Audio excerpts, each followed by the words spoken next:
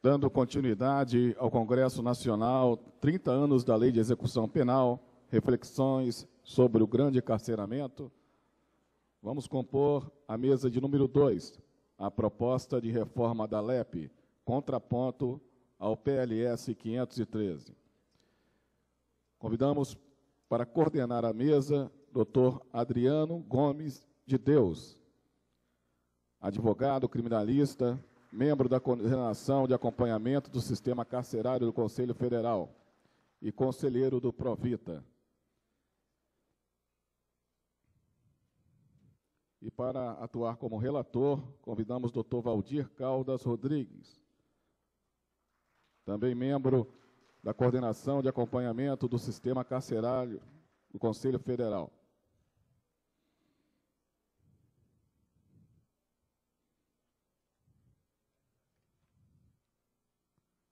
Também são convidados os nossos dois palestrantes dessa mesa, Dr. Francisco de Assis França Júnior, de Alagoas,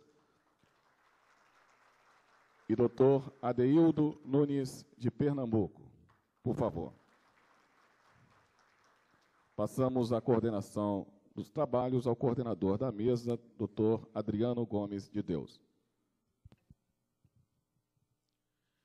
Bom dia a todos. Vamos dar início aos trabalhos da segunda mesa do dia. Vai discutir a proposta da reforma da LEP, fazendo um contraponto ao PLS 513. Sem mais delongas, passo a palavra ao primeiro palestrante, que vai expor as questões jurídicas controvertidas ao PLS 513. Francisco de Assis de França Júnior, advogado criminalista, pós-graduado em Psicologia Jurídica pela Faculdade de Alagoas e pós-graduando em Ciências Penais, professor universitário e membro da COASC.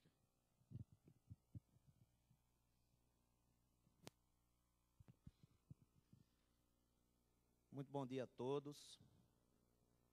Eu tive a felicidade de ser escolhido pelos meus colegas da Coordenação Nacional de Acompanhamento do Sistema Carcerário, que foi instituída em fevereiro pelo nosso presidente Marcos Vinícius, para me debruçar sobre o projeto de reforma da Lei de Execução Penal, que hoje tramita no Senado Federal.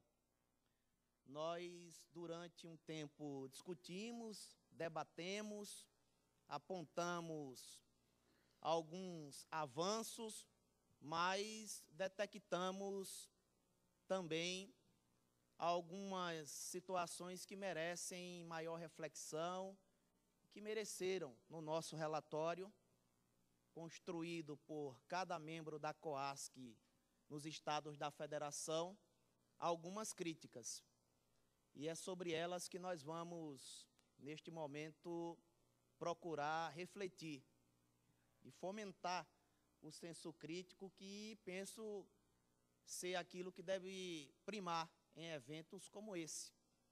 Em primeiro lugar, eu quero agradecer ao Conselho Federal da Ordem, quero agradecer à Ordem dos Advogados do Brasil aqui do Espírito Santo, que nos acolheu muito bem durante esses dias aqui, e quero agradecer aos companheiros, amigos, que compõem conosco esta coordenação. Temos percorrido todo o país, visitando o sistema carcerário do Brasil inteiro, identificando os problemas e, como nosso presidente Adilson Rocha costuma dizer, apontando soluções. Em primeiro lugar, eu penso que seja muito importante trazer uma preocupação que é de todos nós, da comunidade jurídica, especialmente da comunidade acadêmica, daqueles que se dedicam no estudo das ciências penais, não apenas do sistema carcerário, das ciências criminais como um todo, que é o projeto que aqui tão bem falou o professor doutor Técio Lins e Silva. Projeto de novo Código Penal é certamente, se vier a entrar em vigência, o pior Código Penal da história do nosso país. Nós tivemos até aqui, 3 códigos penais, o de 1830, o de 1890 e o que hoje nós utilizamos. O projeto de novo Código Penal, que pensava seria muito bem discutido, tendo como timoneiro um constitucionalista, que é o professor Pedro Tax, infelizmente não atende aos anseios da comunidade jurídica científica como um todo. É preciso que nós nos mantenhamos atentos para que esse problema da superpopulação carcerária não seja agravado com a entrada em vigor deste projeto de novo Código Penal, que vem nada mais, nada menos para simplesmente fomentar o populismo penal. Dito isto, ciente de tudo aqui que já foi falado, dos problemas, das questões relacionadas à falta de investimento, à falta de vontade política, porque mexer no sistema carcerário não traz geralmente dividendos políticos, não se reverte em votos. É preciso que nós também tenhamos em mente que não se pode abrir mão de institutos no âmbito do sistema de execução penal, como o livramento condicional, a progressão de regime, a suspensão condicional da pena, todos eles enfraquecidos, esvaziados e alguns até extintos, se esse novo Código Penal vier a entrar em vigência. Então, o alerta fica feito, ninguém melhor do que o professor doutor Técio para fazê-lo, como ele fez, me senti na necessidade de reforçar esse alerta. O projeto que tramita no Senado, é importante que a gente saiba que também há, no âmbito da Câmara dos Deputados, um projeto para melhorias no sistema de execução penal. O projeto 2230 de 2011 também discute alterações no sistema carcerário brasileiro. Nós nos debruçamos sobre o projeto de lei do Senado, 513 de 2013, porque entendemos ser aquele cuja discussão está mais avançada. Entendemos ser aquele que traz os avanços mais consideráveis para aquilo que a doutrina relacionada ao tema vem alertando, vem cobrando.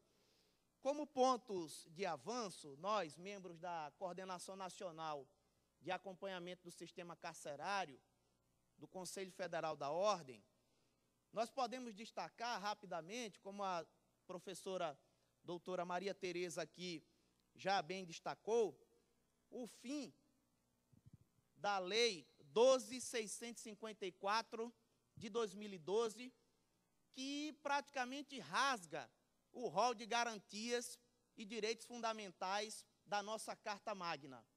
Essa lei é aquela que instituiu, doutora Maria Tereza, a coleta compulsória de DNA de determinados presos.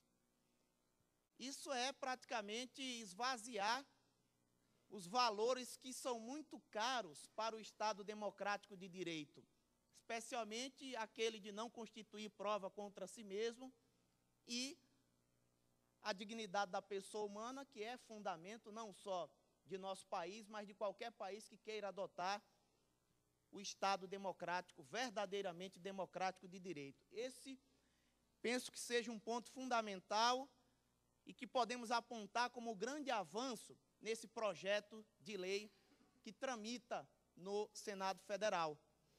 Nós temos também, e identificamos, a antecipação de benefícios, a antecipação de progressão de regime em virtude da superlotação carcerária.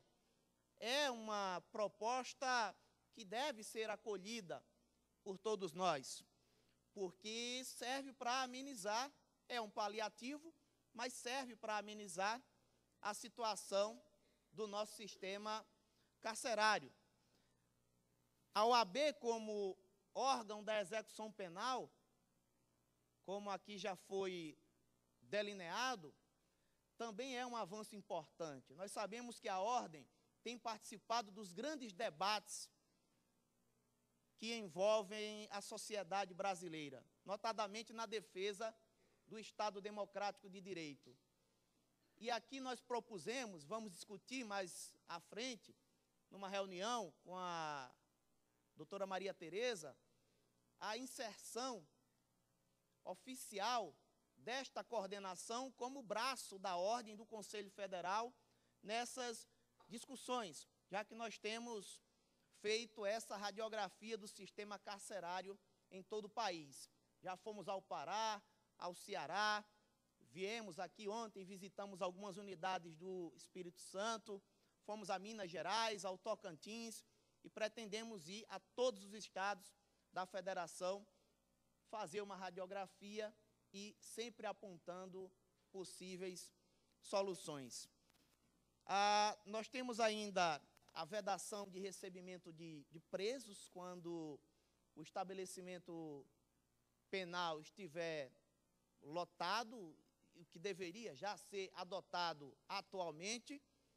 Nós verificamos que determinados mandados que são expedidos pelo judiciário muitas vezes não são cumpridos, porque não há condições físicas, materiais para serem cumpridos. E por que um mandado de prisão não pode adotar o mesmo sistema?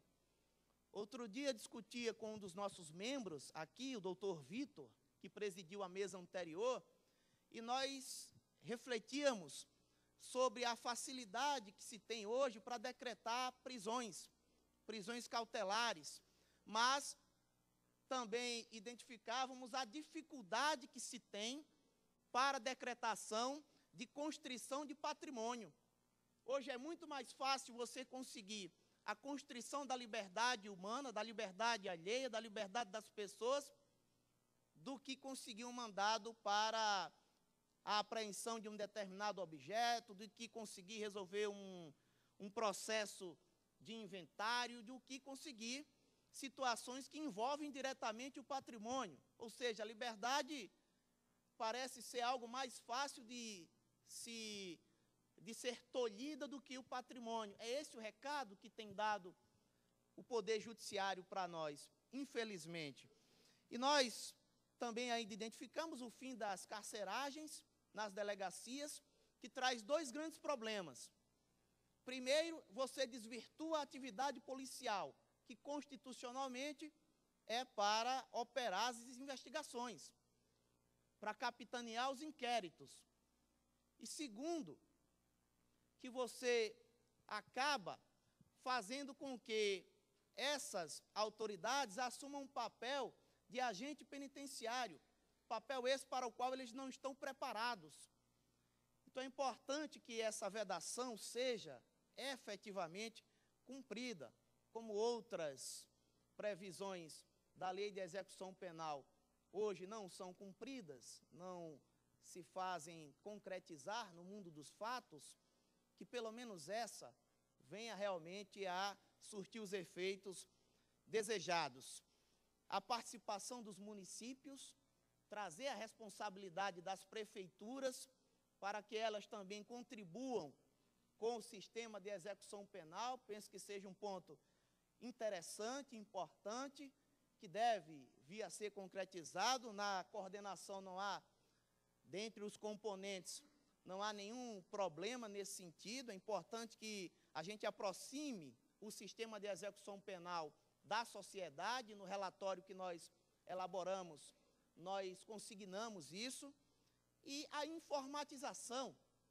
Hoje ontem mesmo, nós fomos a 2 presídios, 2 unidades prisionais, cujo protocolo de nossa entrada ainda é feito manualmente. É importante que essas informações sejam apostas diretamente num sistema cujas informações fiquem disponíveis para todos os gestores da execução penal e que não deixem de articular essas informações.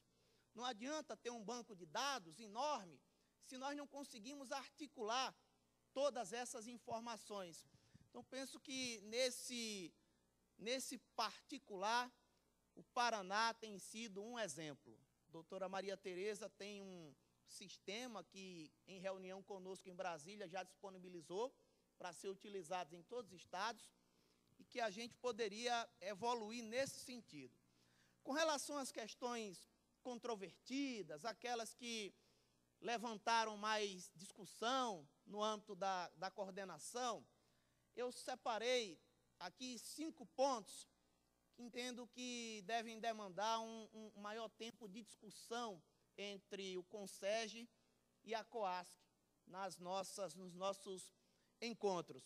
O primeiro deles é a classificação dos presos. Parece coisa de teórico, parece coisa de quem quer fomentar o preciosismo, mas eu penso que essa classificação de reincidente nós já poderíamos ter abolido, não apenas da Lei de Execução Penal, mas do Código Penal, como de qualquer outro diploma dentro de um Estado democrático de direito que se proponha a discutir o sistema criminal.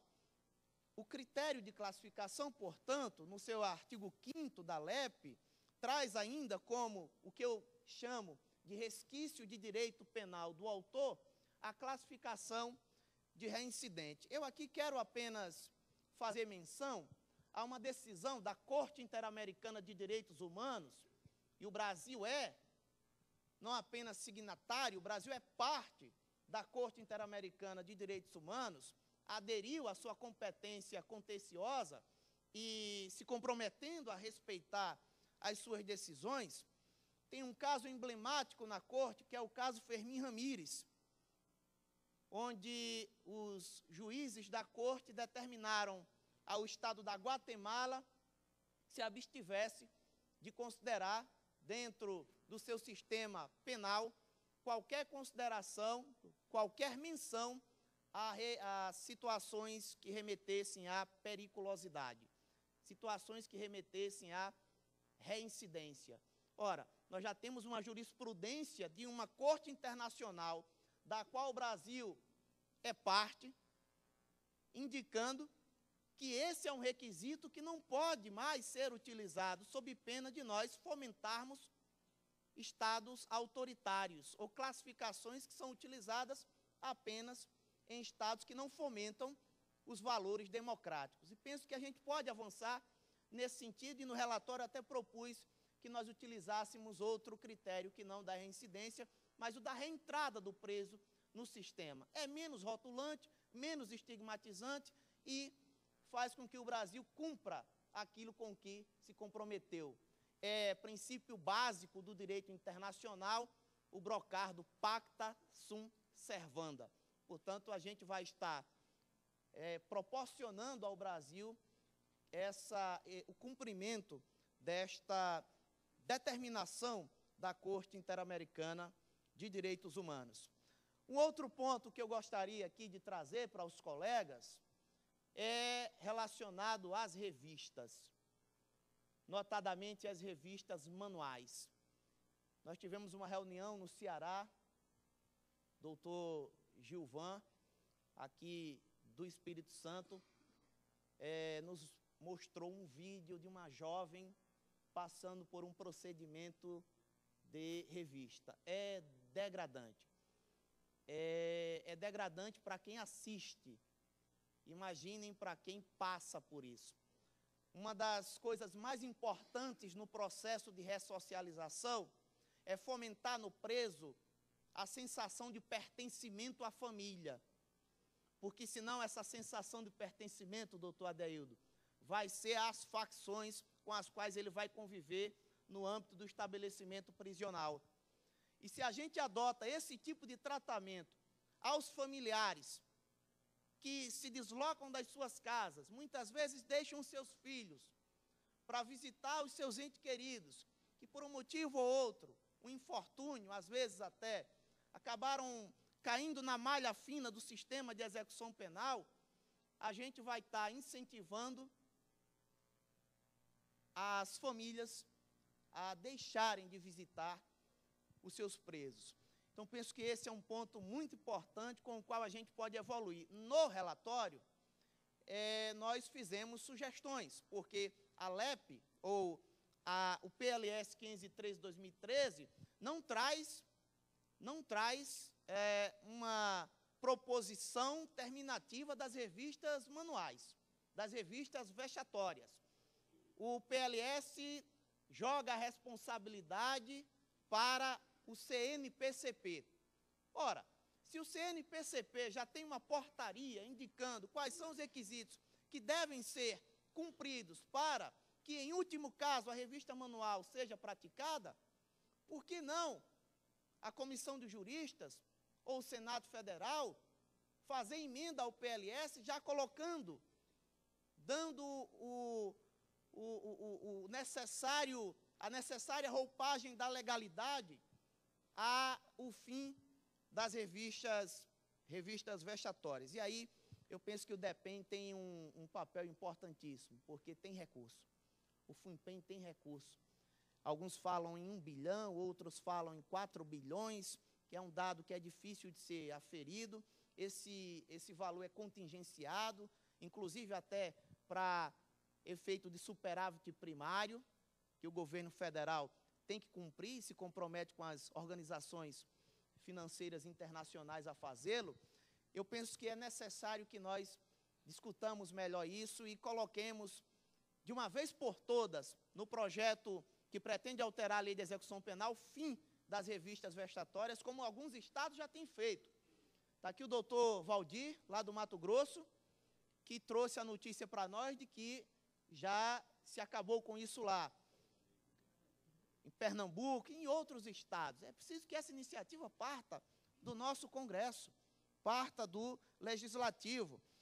Pois bem, o terceiro ponto, que é um ponto extremamente polêmico, mas que nós temos uma posição muito clara, não só nossa, mas de outras entidades, que é relacionado ao regime disciplinar diferenciado, que é um instituto cuja OAB já tem uma posição extremamente garantida, extremamente clara. Há uma ADI, número 4.162, de 2008, tramitando no Supremo Tribunal Federal, cobrando dos nossos guardiões da Constituição que os valores democráticos sejam respeitados. Nós sempre falamos que a democracia nos traz bônus, nos traz direitos, nos traz garantias, mas ela nos impõe ônus, dos quais nós não podemos abrir mão. E o RDD despoja o preso de toda e qualquer garantia. O sujeito já tem a sua liberdade assacada. Tem uma ação do Estado por parte deste instituto que acaba por degenerar toda a sua personalidade. Eu pensei aqui da ADI, da OAB, um trecho que eu penso que resume exatamente o que nós da COASC queremos transmitir. A aplicação do regime, que inclui isolamento, incomunicabilidade e severas restrições no recebimento de visitas, entre outras medidas, aviltam o princípio fundamental da dignidade da pessoa humana e agride as garantias fundamentais de vedação à tortura e ao tratamento desumano ou cruel, e de vedação de penas cruéis, que é um corolário do princípio da limitação das penas, esculpido no rol de garantias e direitos fundamentais, que é cláusula pétrea, que deve por todos nós ser fomentado. Então, o RDD é um ponto do qual nós não abrimos mão, até para sermos coerentes com aquilo que o Conselho Federal da Ordem já bateu o martelo, inclusive protocolando a ADI que eu citei no Supremo Tribunal Federal. O quarto ponto que eu gostaria de destacar é relacionado à visita das autoridades, ou a inspeções, como se queira chamar, das autoridades nas unidades prisionais. Parece algo muito simples, né? Parece algo pequeno, mas tem efeito importantíssimo, porque hoje o projeto que tramita no Senado, o PLS 513, ele mantém a obrigatoriedade das autoridades da execução penal, dos órgãos de execução penal, fazerem as visitas periódicas, até dar um prazo mais elástico, para que as autoridades assim procedam. Mensal, agora passou para bimestral. Mas nós pensamos que isso não contempla a finalidade que se imaginou quando se propôs essas visitas. Por que não contempla? Eu digo pelo que nós temos ouvido por aí. Essas visitas são meramente, muitas vezes, na maioria das vezes, meramente protocolares. As autoridades, na maioria das vezes, limitam-se aí ao setor administrativo do estabelecimento prisional para assinar o livro, faz alguns questionamentos aos gestores e se deslocam para qualquer outro compromisso que naquele momento tenham. A nossa proposta é de que essas visitas sejam feitas conjuntamente, que haja um calendário de visitação entre todos os órgãos da execução penal, entre a OAB, entre a pastoral, entre o Ministério Público, entre juiz da execução penal, todos eles se desloquem ao estabelecimento prisional, em data agendada por eles, para que se faça uma inspeção. E vou além, é imperioso que nós fomentemos também, como, e aqui louvo a iniciativa do secretário de Justiça do Estado do Espírito Santo, fomentar a visita de estudantes, da sociedade em geral, ao estabelecimento prisional, que serve para duas coisas: desmistifica o sistema prisional, serve para ajudar a tirar esse rótulo pesado, esse estigma que recai sobre o preso, e serve também como forma de inspeção, de identificação dos problemas, proporcionar a cobrança vinda da própria sociedade. Então, eu penso que nós podemos avançar nesse sentido, dentro do PLS 513. E, por fim, há algo que, quando eu bati o olho e conversei com os colegas e apontei a previsão, me causou espanto. Porque todos nós sabemos que a prestação jurisdicional, o acesso à prestação jurisdicional é um direito fundamental. Não se pode obstaculizar o acesso da sociedade e o acesso da sociedade à prestação jurisdicional. E há uma previsão no PLS 513, de 2013, que é condicionando o estabelecimento de novas comarcas à construção de cadeia. Não se pode admitir isso. No artigo 103, a exigência grave à ampliação de prestação jurisdicional, condicionando a criação de comarcas à construção de cadeias públicas. A prestação jurisdicional é um direito fundamental, com arrimo no artigo 5º, inciso 35 de nossa Constituição Federal, não podendo ser condicionada à construção de cadeias públicas. Esse é um ponto que nos trouxe preocupação. É importante debatermos, dialogarmos e não fazermos esse tipo de restrição, de condicionamento, porque nós estaríamos, de alguma forma, fomentando a construção de novas vagas. E nós, aqui da COASC, temos muito clara a definição de que construção de novas vagas é medida meramente paliativa. Nós precisamos atacar as causas. Nós precisamos nos debruçar de forma séria, como disse aqui o professor Salo de Carvalho ontem, numa palestra magistral. Nós precisamos, com dados muito aproximados da realidade, refletir de forma serena, de forma tranquila, sobre o sistema criminal, o sistema penal como um todo, incluindo-se, obviamente, o sistema de execução penal. De modo que, meus caros colegas, minhas senhoras, meus senhores, eu quero já me encaminhar para o final, dizendo que mudar o sistema de execução penal não é só uma necessidade. Nós usamos esse modelo desde que nós nos entendemos por sociedade. A fórmula é sempre a mesma. E nós insistimos nessas fórmulas que não têm dado resultado. E as pessoas que defendem o grande encarceramento, elas fazem uma ginástica, fazem um malabarismo tão grande para fazer parecer lógico, que acabam por cair naquilo que um amigo jornalista lá de Alagoas costuma chamar de luto da lógica. Não há lógica nenhuma, não há nenhum reflexo direto entre a quantidade de pessoas encarceradas e a diminuição da criminalidade.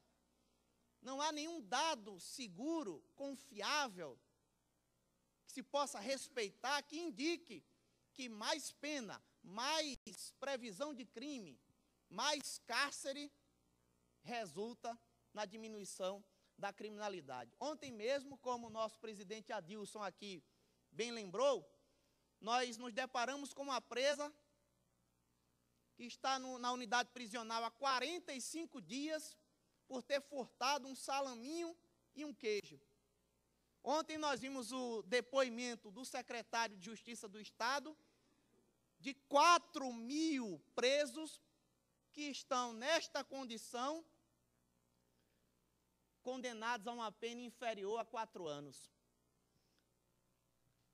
Há um livro da professora Julita Lengruber, A Dona das Chaves, em que ela, ao final, ela traz um exemplo, faz uma reflexão, que penso que cai como uma luva ao que nós estamos falando e ao que nós identificamos ontem. Quanto custa esse salaminho e esse queijo que foi furtado por esta senhora? 10, 20 reais?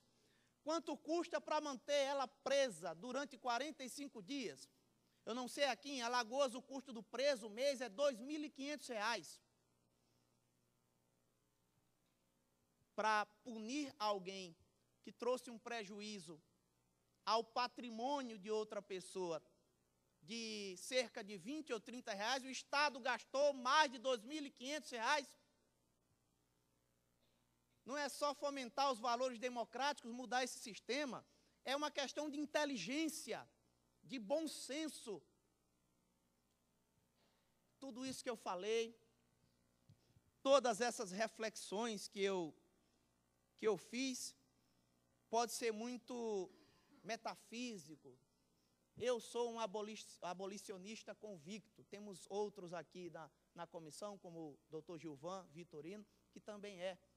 Nós precisamos procurar formas mais horizontais de resolvermos o problema, porque hoje o Estado usurpa a resolução dos conflitos das pessoas. Esse furto do salaminho poderia ter sido resolvido entre aquele que teve o seu patrimônio lesado e a pessoa que o lesou, sem que o Estado tivesse que trancafiá-la. O sistema penal, que quero fazer uma referência a um dos grandes baluartes do abolicionismo, que é o saudoso professor Luc Rusban, ele, numa obra que infelizmente é difícil de ser encontrada, chamada Penas Perdidas, ele costuma dizer que o sistema penal é um grande gigante. é enorme. Como diz o doutor Gilvan, ele é esfomeado. Mas é um grande gigante de pés de barro. Ao mínimo abalo, nós conseguimos derrubá-lo, se nós quisermos. Se nós não quisermos ingressar na onda do populismo penal. Tudo isso pode parecer, como havia dito, muito metafísico, pode parecer um sonho, uma utopia. Para encerrar, eu quero citar uma passagem de um poeta que eu admiro pela veia poética, não pela veia política, o uruguaio Eduardo Galeano. Tem inúmeros livros lançados, o livro do abraço, As Veias Abertas da América Latina. E o Galeano, numa entrevista, falando sobre utopia, perguntaram para ele o que seria a utopia, para que ela serve. E ele disse, olha, a utopia é como o horizonte. Você dá 2 passos, ele se distancia 2 passos. Você dá 10 passos, ele se distancia 10 passos. E para que serve a utopia, então, Galeano? Para nos fazer continuar caminhando. Caminhemos rumo à mudança desse sistema que só nos tem trazido dor, aflição, como bem lembra a obra da professora Maria Lúcia Caram, a quem eu admiro profundamente. Muito obrigado.